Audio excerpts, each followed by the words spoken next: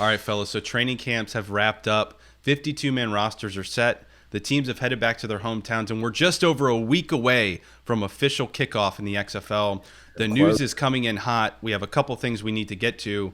And I think the biggest news that we should start with is wide receiver for the Tampa Bay Vipers, Antonio Callaway, was carted off the field today. That's a huge loss for the Vipers wide receiver core. Yeah, huge loss just because what he could have brought to that Tampa Bay Vipers offense, right? Clearly first round potential when he was coming out of Florida. Really showed a lot of promise in Cleveland last year. Had a, as we've documented on the show before, he's had some off the field issues. But, if he could get it right, right. But you know what? If he could stay on the field, he'd be one, if not the most dominant receiver from a speed perspective that we'd see in the league. So for him not to be on the field for the Tampa Bay Vipers is a huge loss. Yeah, and the fact that he came here like 2 weeks ago and he made the team like that. So they saw the potential for him to probably make an immediate impact. But I mean, to Riley's point that he just said, I mean, he's constantly in trouble with the law or just getting suspended for drugs or sexual assault or other allegations across his career in college, not in the NFL. So at this point, I mean, I don't know how you could bet on him. You don't know how reliable he is, but clearly he's the most talented receiver in that room, which is why they took a gamble on him and brought him in. And from what Mark Trestman said was, since he came in, he's kept his head down, he's gone to work, trying to catch up, because like you said, he only came in a few weeks ago, was already making an impression on the coaching staff, enough to make the roster. And athleticism-wise, I mean, when you combine him with Truesdale at tight end, Quentin Flowers, however they're going to use him like a Swiss Army knife, I mean, that Tampa Bay offense it's very intriguing, and it still is. But losing him, and we don't know how long he's going to be out, by the way, but, at the time of this recording, all that we know is that it was a lower leg injury, and he was carted off the field, which doesn't sound good. It sounds like he's going to miss some time. It doesn't at all. And you know who probably the saltiest person is? Aaron Murray, right? He was going to love just being able to throw to that guy right down the field and really kind of stretch the defense vertically. But without him there, I know that really hurts Aaron Murray, but it really hurts Mark Trestman and what he potentially wanted to do, which is probably move him all over the field, get the matchup he wanted, and let Aaron Murray just fling the ball to him out there vertically. So it sucks for Aaron Murray too. I feel bad for him. It's just the lack of depth probably on the Tampa Bay roster. I mean, you got guys like Stacey Coley, you got guys like Jalen Tolliver, Reese Horn, Ryan Davis from Auburn University. I think a year ago he was the all-time reception leader at Auburn. So they got a little bit of talent, but not a lot of big-name guys that a lot of people are probably familiar with on the receiving board. Yeah, the Tampa Bay Vipers offense fascinates me. Just the diversity and talent. And we've talked about before how Mark Trestman, he really is a guy that kind of utilizes his talent. And I just saw them using Antonio Callaway in some really unique and cool ways to kind of combine him with a bigger athlete like Truesdale, just the way that he would kind of use the field to his advantage. And like you said, Gless, it's a big blow to Aaron Murray. We don't know how reliable he would have been, but if he actually was able to stay on the field and kept focus, I mean, he could have been the best receiver in the league. I mean, he has that kind of talent. I mean, he was projected to be a first or second round pick in the NFL until he couldn't stay out of trouble at Florida, and then he fell to the fourth round. But you even saw in Cleveland, he kept getting in trouble, but when he was on the field, he was one of the best players on the field. So yeah, a dynamic talent. There's no doubt about it. You're 100% right. But when has this ever worked out? I mean, guys like that, I'm thinking off the top of my head, Josh Gordon, just players with a historical bad background. I just don't see that working out too long, at least for not more than a year or two. Yeah, the likelihood of him being consistently on the field was slim. But just talent-wise, it's a huge blow for Tampa.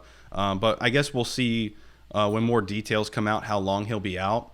Like I said, it's a lower leg injury, and there's no timetable at all. We don't know what exactly the injury is. If it's his knee, his ankle, we don't know.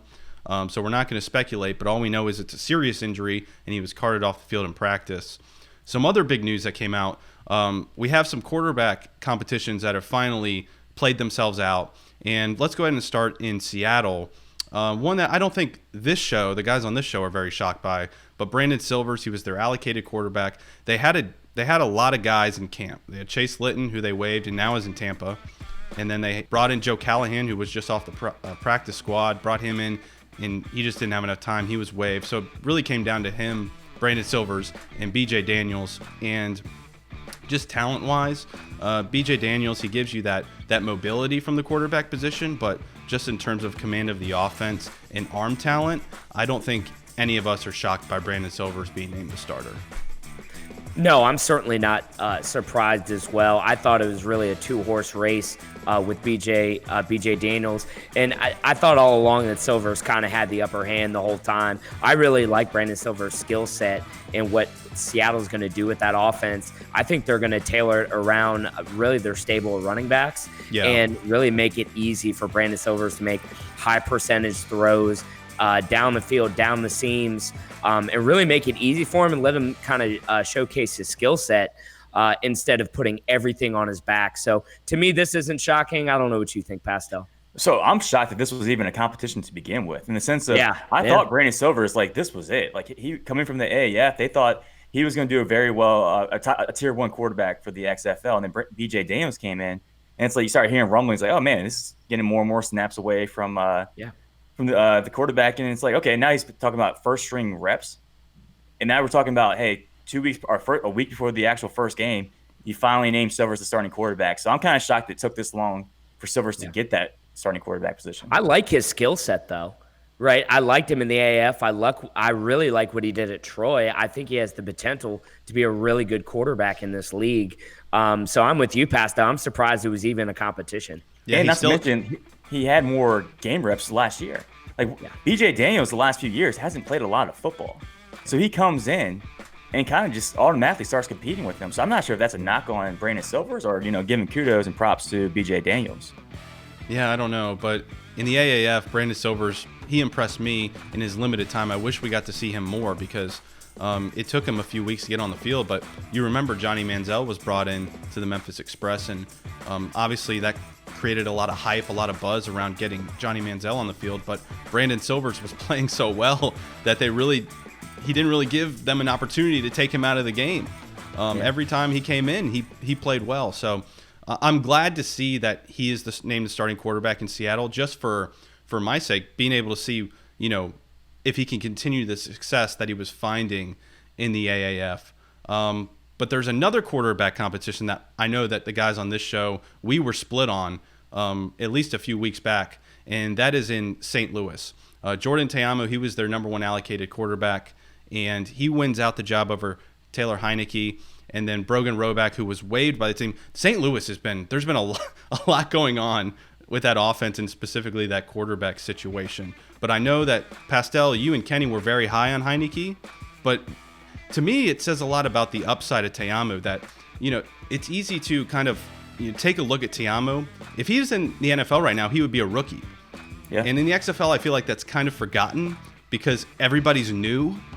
But he's a rookie. So the fact that he was able to beat out Heineke, who has had snaps as an NFL quarterback, either that says a lot about the flux that quarterback position is in St. Louis, or it says a lot about just that the upside that Ta'amu has shown in camp. Hey, let's give props to Ta'amu, the throwing Samoan, man. I mean, he beat him out. That's a great nickname, by the way. I do love that nickname. I saw the Battlehawks Instagram send that out. I love that nickname. But he proved me wrong. I thought Heineke was going to win that battle. He had some NFL reps, like you mentioned. I thought for so much inconsistency in that offense with the new coordinator, so much quarterback battles, I thought the one consistent thing was a guy that had reps at the professional level to bring that consistency to the offense. However, Ta'amu beat him out. He had the potential. Maybe he just needed some more reps, and he got those reps. But I'm really excited to see what he does with the St. Louis offense.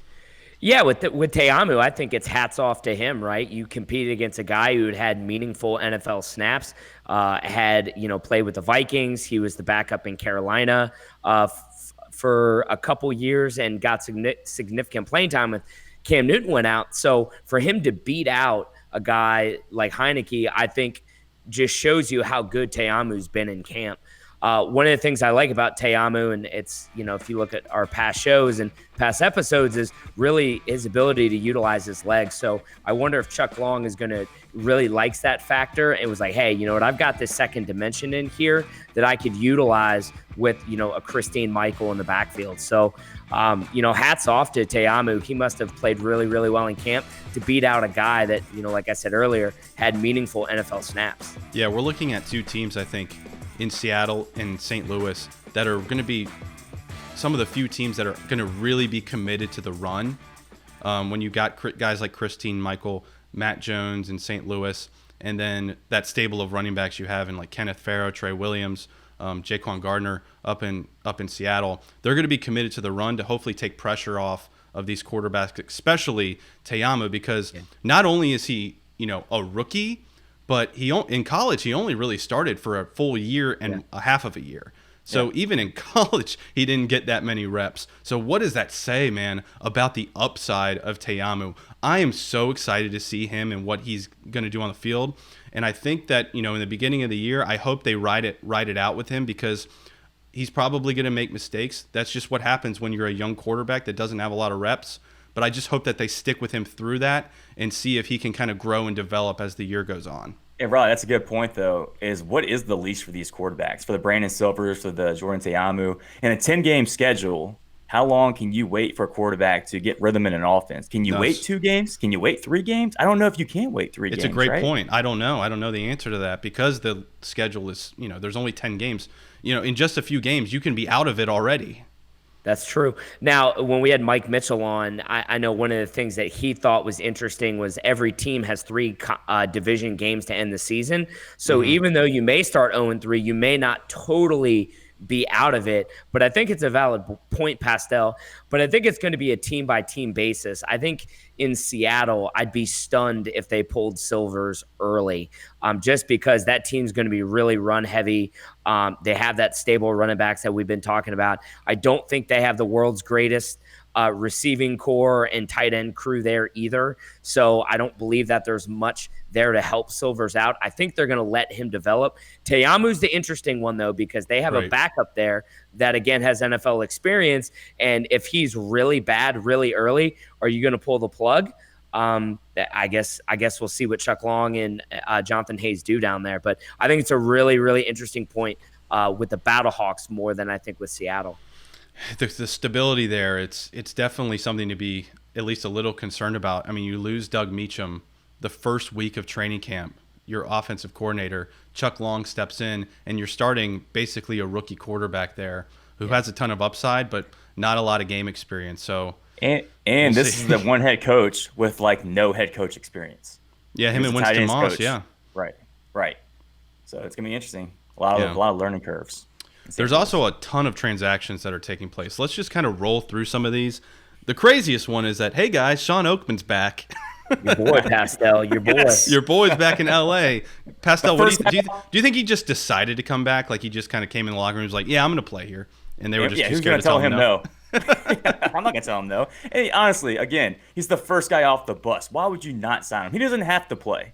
Just go do the coin toss. Because we don't even know if he can play. It's been so many years since he was first team All Big 12. That year where he had like 11 sacks. It's been a minute since we've seen Shawn Oakman have some real like game reps on a consistent basis. So we don't even know if he can still play. I mean, but we know that he's a physical specimen and is going to scare the crap out of the opposing team during warm-ups. Guys, I'm completely like flabbergasted by this whole situation because like how does this go down, right?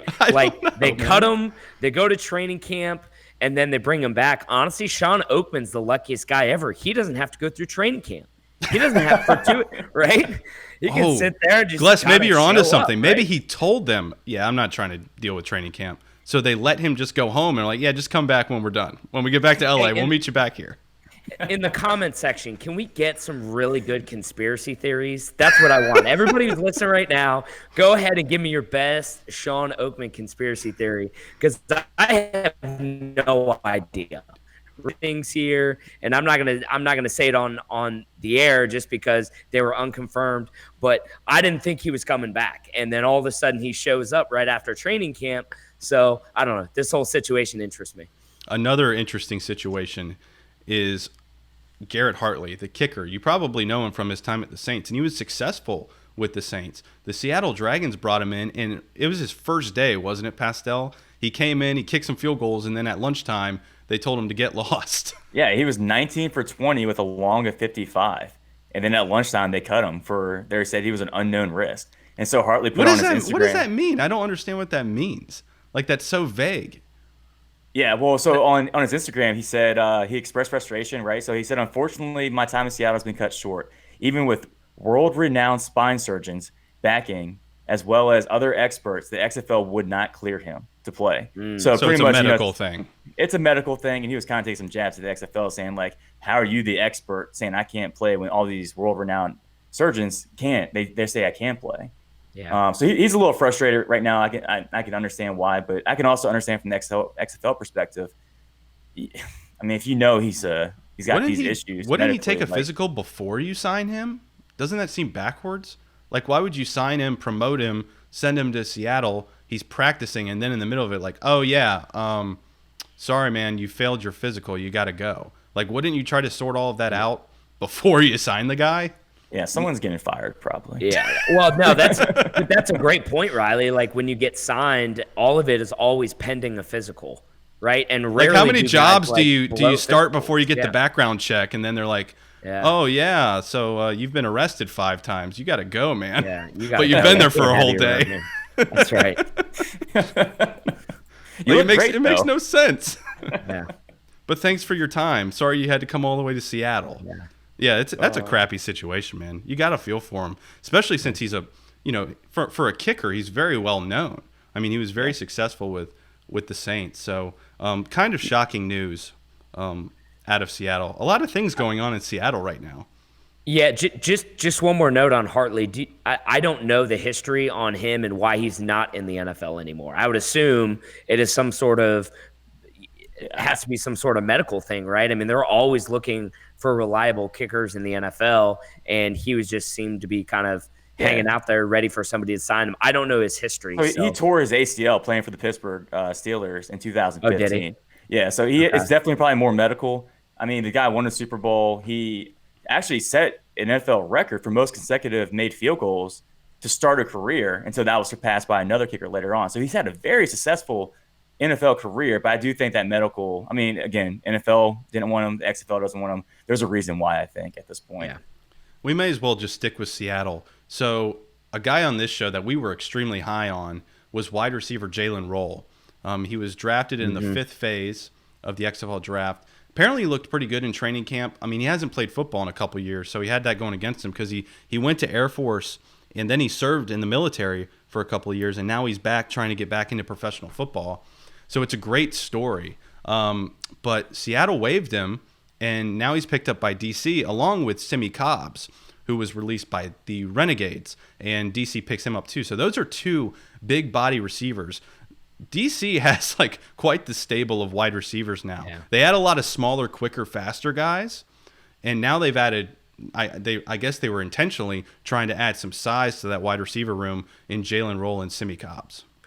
Yeah, and we saw him at the the DC Defenders open house. Yeah, and I mean both guys are physically. I mean, they just tower above the other receivers that were walking out with them. So they're impressive guys. I think what's interesting is they brought 2 guys in after training camp. I don't know what's going on in the DC receiver. In the DC receiver room, I don't know if Pep's not happy with what they have there. Again, they brought in Rashad Ross early in camp as well. So I wonder if Pep's just trying to stack the deck a little bit because he just doesn't like his receiving room. I think bringing guys like that, like I said, Gless, I mean, I don't know how you can't be happy with Rashad Ross and Eli Rogers. That's for the XFL, that's a pretty good tandem on the outside. Yeah. But when you get down to the red zone, it'd be nice to have someone, over 6 feet that you can throw it up to. And Jalen Roll is that guy. He can go up and get it. He, like you said, he's an athletic freak. What was funny, Gless, was when Pep was giving all the introductions, he's like, some of these guys I just met today. That's right. Yeah. And they're on the 52-man roster. And you and I looked at each other like, oh boy, here comes some news. And we did not expect Jalen Roll to be announced or Simi Cobbs. So the fact that they brought those two guys in, that's a stacked wide receiver room now. Yep. And Riley, you and I actually went up and talked to Jalen Roll. For a while, yeah. For a while, and we're like, man, busy week, huh? Just moving from Seattle to DC. And he was like, yeah, man. He's like, we played a scrimmage together on Tuesday, and then I got brought into the coach's room on Wednesday. Coach Zorn told me that they were going to trade me to DC. So I was like, wow. It's just things happen fast. And Gus, I mean, we talk about DC right now. What is Seattle doing? We just talked about how Brandon Silvers, the new starting quarterback, has no weapons, and they need to be run heavy because of that reason. They just gave up one of their best playmakers. They let go of Fred Ross too, which was pretty shocking. I think Keenan Reynolds is going to be a big playmaker up there. They've been promoting him heavily, and I know social media doesn't always, mean that they're going to be, in terms of the football scheme, as heavily involved. But I can see Keenan Reynolds being utilized quite a bit up there, up in Seattle. They also have Kason Williams, who I think he's like 6'1", 6'2", 6'3", somewhere. He's one of the taller receivers out there. So I don't know if it was just a battle of playing time or they just don't plan on running a ton of receivers out there in a lot of spread sets. So that's a great question, Pastel. I guess we'll see February 8th in Washington, D.C., what they've got. Speaking of Washington, D.C., Gless, I think this is a great time to announce this. Yes. So while we were at the Defenders open house, we stopped by and made arrangements for week 1. So pre-game, Gless, you want to tell the people? I like the suspense, Riley. Yes, I'll go ahead and tell the people. So pre-game before the DC Defenders and the Seattle Dragons opening game, the first game of the XFL, we will be doing a live show at Walter's Sports Bar right across from Nats Park. It's the closest bar. If you're going to the Navy Yard, you get right off. We're right off of South Capitol. We're the closest bar to Audi Field. We're going to have a lot of DC Defender fans there. There'll be some Seattle Dragons fan there. But it's going to be a great opportunity. It's going to be an hour and a half show. We're going to sit there and celebrate the XFL, talk about the Week 1 games. So if you're planning on being at the Defenders game, you should stop by Walter Sports Bar beforehand. Come hang out with us. We're going to be doing a live show. It's going to be a lot of fun. We were at that bar this past weekend, and it is a really cool setup. So it should be a lot of fun. It was funny too that we went to Walters to kind of work this whole agreement out to do the show there, and Gless and I walked up and the entire Defenders team was eating in there. So yeah, and one cool thing too is that the manager, he was all about it when we talked to him about it. Yeah. He has Defenders season tickets. He was excited. So. I think nice. That that's really cool that the surrounding businesses and restaurants and bars are kind of hopping on the bandwagon of the XFL. So very exciting news. We're going to be at Walter's Sports Bar. We'll be releasing more details. We're going to be setting up a Facebook event so you can RSVP if you want to join us at Walter's if you're going to be in the area. But exciting news for next weekend. So stay tuned on our social media accounts. We'll be giving out more information. We're at XFL Chalk Talk on Facebook, Twitter, Instagram, and YouTube, and you can also find us at xflchalktalk.com. What's up, football fans? This is Riley from XFL Chalk Talk. Subscribe to our YouTube channel and hit that notification bell so you can stay up to date on all things XFL and interact with us on social media, Facebook, Twitter, Instagram at XFL Chalk Talk.